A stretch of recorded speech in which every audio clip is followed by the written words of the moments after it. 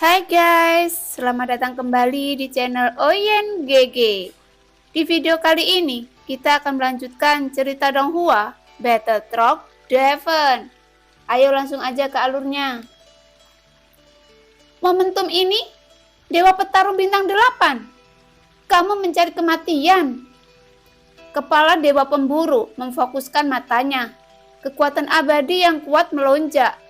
Gumpalan kekuatan abadi emas melingkar ke atas dan memadat di tinjunya. Dia sangat yakin bahwa pukulannya dapat membunuh Dewa Petarung Bintang 8. Bahkan langkah pertama, keabadian mungkin tidak dapat mengambilnya. Mata Xiaoyan sedikit berkerut. Meskipun dia memiliki sayap bela diri saat ini, dia bisa mengambil resiko langkah pertama dari keabadian Kaisar. Tetapi langkah kedua ini masih terlalu enggan, dan tujuannya adalah untuk mencegah kehancuran bintang batang surgawi. Dihancurkan oleh sinar formasi pengubah awan. Jadi, Xiaoyan juga berencana untuk membunuh pemburu dewa ini secara langsung. Bagaimanapun, Xiaoyan benar-benar tidak menyukai dewa pemburu ini, dan gaya perilakunya bahkan membuatnya jijik. Detik berikutnya, sesosok tiba-tiba muncul dari udara tipis di depan penjarahan Xiaoyan. Saat sosok itu muncul, pupil dari pemakan jiwa terkemuka tiba-tiba menyusut dengan percaya diri di matanya. Kamu telah menerima pukulan ini dengan baik. Suara Xiaoyan bergema dari avatar dewa asli, dan 3 bintang tercetak di tengah alisnya. Pukulan avatar dewa asli dapat diterima oleh langkah kedua Kaisar Abadi saat ini. Pemburu dewa terkemuka juga tampaknya merasakan penindasan yang kuat, tetapi tampaknya sudah terlambat untuk mundur saat ini. Tidak ada fluktuasi ki asal, dan tidak ada kekuatan keabadian. Itu aneh. Pimpinan pemburu juga menyipitkan matanya sedikit, karena dia tidak bisa mundur. Dia hanya mengangkat tinjunya dengan kekuatan keabadian yang tersisa untuk menyerang avatar dewa asli dan memblokirnya. Duar! Tinju kedua belah pihak bentrok bersama. Suara teredam keluar, dan kekuatan keabadian juga mengandung kekuatan yang menakutkan, mengalir deras. Tinju keduanya bertabrakan, dan aura yang kuat melonjak keluar, menyebabkan semua sosok dalam jarak 100 meter terguncang kembali. Xiaoyan sendiri yang paling dekat. Untungnya dia menggunakan sayap bela diri untuk melindungi sosoknya tepat waktu. Tapi didorong kembali olehnya dan tidak dirugikan oleh dampaknya. Adapun Xiaoyan sendiri, setelah untuk sementara mencegah serangan mata formasi pengubah awan, sosok yang terpental tidak berhenti, tetapi meraung ke arah 100 pemburu dewa lainnya dengan kecepatan yang sangat cepat. Sayap bela diri yang tajam seperti bilah, dan darah berceceran di mana-mana. Karena dewa pemburu semuanya di bawah pengaruh Bayan. Xiaoyan mengambil kesempatan ini untuk langsung memusnahkan lusinan dewa pemburu, dan jiwa mereka semua diambil oleh avatar pemakan jiwa. Untuk avatar pemakan jiwa, meskipun sekarang memiliki puluhan juta jiwa, ia juga perlu menyerap jiwa untuk mempertahankan kekuatannya sendiri. Justru karena inilah, Kaisar pemakan jiwa memurnikan semua pulau di seluruh jurang menjadi altar. Hanya aliran jiwa yang stabil yang dapat menstabilkan kekuatannya yang kuat. Metode kultivasi semacam ini juga telah menyebabkan kehancuran kehidupan di wilayah kutub jurang. Tentu saja, Xiaoyan tidak akan dengan sengaja menyebabkan pembunuhan demi kekuasaan seperti Kaisar pemakan jiwa. Tetapi pada saat ini, Xiaoyan tidak melepaskan semua jiwa para pemburu dewa yang dipenggal. Xiaoyan tidak akan sengaja membunuh, tetapi itu tidak berarti bahwa Xiaoyan baik hati. Dia juga orang yang menentukan yang membunuh. Xiaoyan yang seharusnya tidak lembut, tidak akan menunjukkan belas kasihan. Juga pada saat ini, para pemburu dewa ini membenci kehidupan. Jika mereka tidak menghentikannya, ribuan makhluk di bintang akan dihancurkan oleh mereka. Jadi Xiaoyan tidak perlu memberi belas kasihan untuk mereka. Selalu ada harga yang harus dibayar untuk melakukan sesuatu. dan harganya adalah hidup mereka. Mata Xiaoyan dingin dan tegas. Avatar pemakan jiwa mendekat. Teknik pembentuk kehidupan dibuka dan dia menjadi satu dengan tubuh utama. Sementara saya bela diri memberi Xiaoyan kekuatan tempur yang kuat. Itu juga menghabiskan jumlah yang sangat besar kekuatan jiwa hanya setelah klon yang melahap jiwa menyatu. Barulah yang sebenarnya melepaskan semua kekuatan. Di sisi lain, hanya suara berderak yang terdengar. Mata dewa pemburu ketakutan, dan ketika dia melihat lengannya tidak dapat menopangnya. Dia menderita patah tulang 90 derajat. Tulang tangan yang patah menembus daging dan darah yang terlihat sangat tragis. Avatar dewa asli tidak menunjukkan belas kasihan pada saat ini, dan sekali lagi meninju dadanya. Segera, suara retak seperti petasan bergema, dan di bawah pukulan Xiaoyan, seluruh dada pemimpin dewa pemburu langsung tenggelam, dan seteguk darah menyembur keluar. Di bawah kekuatan dewa asli bintang 3, bagaimana mungkin langkah kedua dari keabadian kaisar tidak akan menjadi lawannya? Kekuatan tempur menghancurkan pemimpin pemburu dewa dengan sikap menghancurkan. Tentu saja, yang terakhir juga merupakan orang kuat yang abadi. Terlepas dari cedera seriusnya, jimat ringan muncul di tangannya segera, dan dia melemparkannya ke arah kehampaan, hanya untuk melihat bahwa kehampaan itu merobek. Melihat ini, Xiaoyan tahu bahwa dia akan lari dan avatar dewa asli menginjak kehampaan. Sosok itu langsung menjarah ke arahnya seperti peluru meriam. Pemimpin pemburu dewa tampak malu. Saat retakan muncul, dia tidak peduli tentang apapun. Dan seteguk darah keluar dari mulutnya. Tetapi dia tidak bisa mengendalikannya lagi. Dan kecepatannya tidak berkurang sama sekali. Semua bahkan berguling dan merangkak ke dalam celah kosong. Saat avatar dewa asli menyusulnya, dia masih selangkah di belakang dan pemimpin dewa pemburu melarikan diri. Xiaoyan sedikit mengernyit, akan sangat merepotkan untuk mengejarnya saat ini. Tetapi yang tidak diharapkan Xiaoyan adalah bahwa orang ini benar-benar memiliki sarana untuk merobek kekosongan. Tetapi celah kekosongan semacam ini sangat kecil. Jarak transmisi sangat pendek dan juga berbahaya. Tanpa kekuatan abadi, saya tidak berani menggunakannya sama sekali. Namun, Xiaoyan tidak berniat mengejarnya. Jadi, jika dia kabur, meski pemimpin pemburu lolos, tapi 100 pemburu lainnya akan menderita. Xiaoyan tidak ingin membuang waktu lagi di sini. Jadi avatar dewa asli bergegas keluar dan juga menyerbu ke kerumunan. Pada saat ini, sebagian besar pemburu dewa pulih dan mereka mulai bergabung untuk melawan dewa. Tepat ketika mereka berpikir, mereka bisa bergandengan tangan untuk menangani dewa Xiaoyan. Avatar dewa asli bergegas ke medan perang seperti dewa pembunuh. Ledakan dengan satu pukulan. Duar. Saya melihat pemburu dewa bertarung bintang 8 saat avatar dewa asli bahkan belum mendarat di tubuhnya. Daging dan darah mulai hancur dan saat kekuatan tinju yang kuat akhirnya jatuh di tubuhnya. Dewa bintang 8 tidak dapat melawan avatar dewa asli. Seluruh tubuh meledak dalam sekejap, berubah menjadi awan darah. Bahkan tidak ada tulang yang tersisa. Bahkan jiwa yang hendak melarikan diri tapi sangat disayangkan. Sebelum jiwa itu melarikan diri, ia diselimuti dan ditelan oleh kekuatan jahat dari avatar yang melahap jiwa dan menjadi bagian dari ribuan jiwa. Bunuh dengan satu pukulan.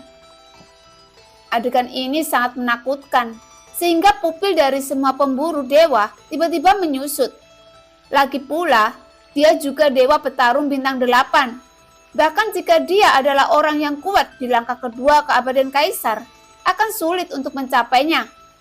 Pembunuhan setajam itu setidaknya butuh pukulan telak untuk bisa ditakutkan. Membunuh seseorang hanya pukulan tanpa sumber ki atau kekuatan abadi. Terlihat sangat biasa, tapi yang terlihat biasa adalah hal yang paling menakutkan. Tatapan semua dewa pemburu melihat ke arah avatar dewa asli. Seolah-olah ancaman Xiaoyan sendiri tidak ada bandingnya saat ini. Itu adalah kekuatan yang sangat kuat. Berbicara tentang banyak pusat kekuatan abadi di istana Dewa Berburu, seharusnya tidak mengherankan. Tetapi pengoboman semacam ini terlalu luar biasa. Karena ada begitu banyak pembangkit tenaga abadi di istana Dewa Berburu. Dan mereka belum pernah melihat kekuatan yang begitu kuat. Karena tidak ada fluktuasi. Meskipun kuat, ia dapat merasakan fluktuasi kekuatan abadi. Tapi di atas tinju ini, tidak ada ki asal dan tidak ada kekuatan abadi. Avatar Dewa Asli perlahan mengangkat kepalanya. Itu adalah mata Xiaoyan yang acuh tak acuh. Tanpa ragu-ragu, sosoknya bergerak. Dan puluhan dewa pemburu yang telah berkumpul tersebar dalam sekejap. Semuanya menjarah ke arah yang berbeda. Rasa krisis kematian menyelimuti mereka semua dalam sekejap. Karena ini adalah pilihanmu, sudah terlambat untuk melarikan diri sekarang. Gumam Xiaoyan, kekuatan roh jahat dari avatar pemakan jiwa, dari ribuan jiwa, memiliki kekuatan absolut untuk menekan mereka. Pada saat yang sama, diri Xiaoyan yang sebenarnya juga menyebar dari tubuhnya, dan Bayan menyebar. Dan domain Dewa Api 10.000 yang dibentuk oleh Bayan menyelimuti sekitar ratusan kaki ke dalamnya. Saat berikutnya, begitu sosok para pemburu dewa ini berhenti, avatar Dewa Asli melangkah maju dan tubuhnya melesat keluar. Dan tinju datar mendarat di tubuh para pemburu dewa ini tanpa kecuali. Tidak ada dewa pemburu yang bisa menerima satu pukulan pun dari avatar Dewa Asli. Di bawah pukulan ini, semua sosok meledak dan berubah menjadi kabut darah. Duar-duar. Suara semacam ini menyebar di kehampaan di sekitarnya. Dan bagi para pemburu dewa ini, itu adalah suara keputusasaan. Mereka semua tampak ketakutan. Dan saat ini, mereka juga sangat takut akan kematian. Tetapi sebelum Xiaoyan datang, para pemburu dewa tidak pernah berpikir bahwa mereka akan mati suatu hari nanti. Karena mereka berpikir bahwa selama mereka bergabung dengan para dewa pemburu, mereka dapat merajalela di seluruh alam Xuanyin.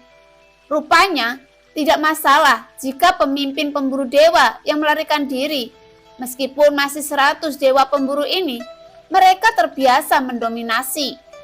Saya tidak pernah berpikir bahwa akan ada orang yang tidak takut dengan istana Dewa Berburu pada suatu waktu. Tidak hanya berani menyerang mereka, tapi juga membunuh mereka semua. Tidak peduli dari kekuatan apa kamu berasal, jika kamu berani membunuh kami hari ini, istana Dewa Pemburu pasti akan membuatmu berdarah. Seseorang mengucapkan dengan marah, tetapi sebelum kata-kata itu jatuh, saat berikutnya, cahaya dingin menyala dan kepalanya dipenggal. Suara itu berhenti tiba-tiba. Xiaoyan sendiri mengepakkan sayapnya. Dan tubuhnya dengan cepat berjalan di antara binatang buas yang dikurung. Darah mengisi kekosongan bersatu dengan avatar Dewa Asli, sampai pemburu dewa terakhir dibombardir dan dibunuh. Kehampaan di sekitarnya.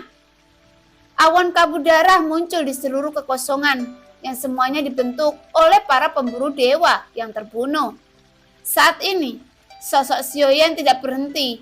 Dia terus berjalan di kabut darah. Dan dia melambat setelah beberapa saat, mengambil ratusan cincin di telapak tangannya. Tidak buruk, hasil yang bagus. Xiaoyan menyeringai. Melihat senyum Xiaoyan dalam suasana yang awalnya serius, Wusan juga tersenyum kecut, merasa tak berdaya. Dia masih tidak bisa mengetahuinya. Xiaoyan sangat kuat, cincin orang-orang ini tidak terlalu berguna. Tetapi Xiaoyan tampaknya sangat tertarik dengan cincin-cincin ini dan mengumpulkan cincin setiap kali dia membunuh. Tapi Wusan tidak tahu bahwa semua yang dilakukan Xiaoyan sama seperti dia, juga melakukan yang terbaik untuk membantunya melindungi hidupnya. Xiaoyan menghela nafas lega dan Wusan juga menghela nafas lega. Tapi sekarang wilayahnya telah jatuh langsung ke Dewa Pejuang Bintang 9. Setelah kehilangan hatinya, itu sangat sulit. Sangat sulit untuk beralih dari pemborosan menjadi berhemat. yang membuat Wusan tidak dapat diterima. Pada saat ini, Xiaoyan tiba-tiba merasa ada yang salah dengan avatar Dewa Asri. Setelah pertempuran ini, avatar Dewa Asri memiliki perasaan yang menolak kehendak Xiaoyan. Perasaan tidak nyaman semacam ini akan muncul dalam pertempuran Xiaoyan. Tanpa ragu-ragu, Xiaoyan segera menyegel avatar Dewa Asri ke dalam 9 peti mati. Hanya 9 peti mati di pagoda kekosongan roh yang bisa menekannya. Xiaoyan sedikit mengernyit. Bukan karena dewanya terlalu lemah, kecepatan peningkatan Xiaoyan sudah menakutkan. Tapi perjalanan ke jurang kutub ini, avatar Dewa Asri juga sama. Setelah memperoleh kekayaan besar, bahkan lebih besar dari dewa, avatar Dewa Asli setara dengan diwarisi oleh leluhur dari keluarga yang sama. Dan keberuntungan semacam ini secara alami lebih kuat. Tapi untungnya, kekuatan Xiaoyan juga telah dipromosikan ke puncak Dewa Petarung Bintang 8. Setidaknya dia tidak lagi jauh dari Dewa Petarung Bintang 9.